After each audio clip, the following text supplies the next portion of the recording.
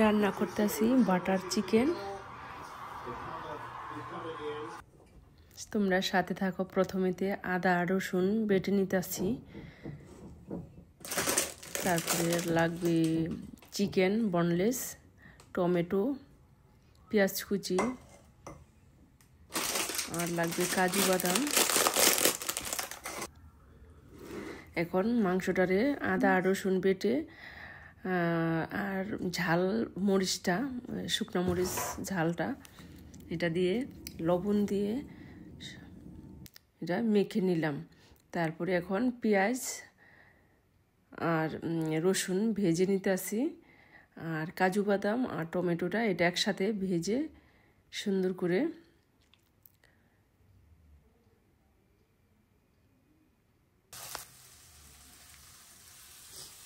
আবার এর সাথে দিয়ে দিলাম রসুন বাটা।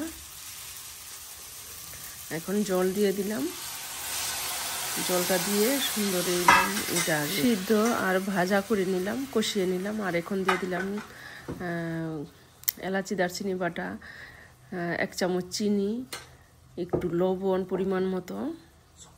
এটা দিয়ে এখন সুন্দর করে কষাই নিব। কষানো হইলে এখন এটা তুলে নিব। তারপরে বাটার চিকেন রান্না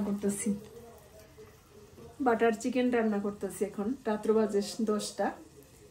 ছেলে বললো যে বাটার চিকেন বানাই দাও এক্ষুনি। আবার এই যে এখন বাটার চিকেন সবারই খাওয়া দাওয়া হয়ে গেছে, এখন আবার বাটার চিকেন বানাই দিতেছি, রান্না করে দিতেছি। কিভাবে রান্না করতেছি তোমরা সাথে থাকো, দেখতে পারবে সম্পূর্ণটা।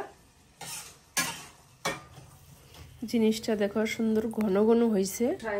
এখন এটা নামিয়ে নিলাম, একটু ঠান্ডা করে এই যে মিক্সির জারের মধ্যে ভরে এটা ব্লেন্ড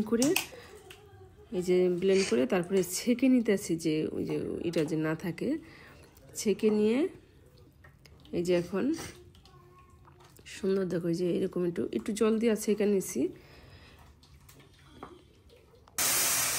এই যে এখানে পেনে দিয়ে দিলাম, দেওয়ার পরে এখন এই যে আবার চিকেনটার সাথে দিয়ে দিলাম। চিকেনটা দেওয়ার পরে এই যে দেখো চিকেনও দিয়ে দিলাম। এখন এই যে বাটার দিয়ে দিলাম।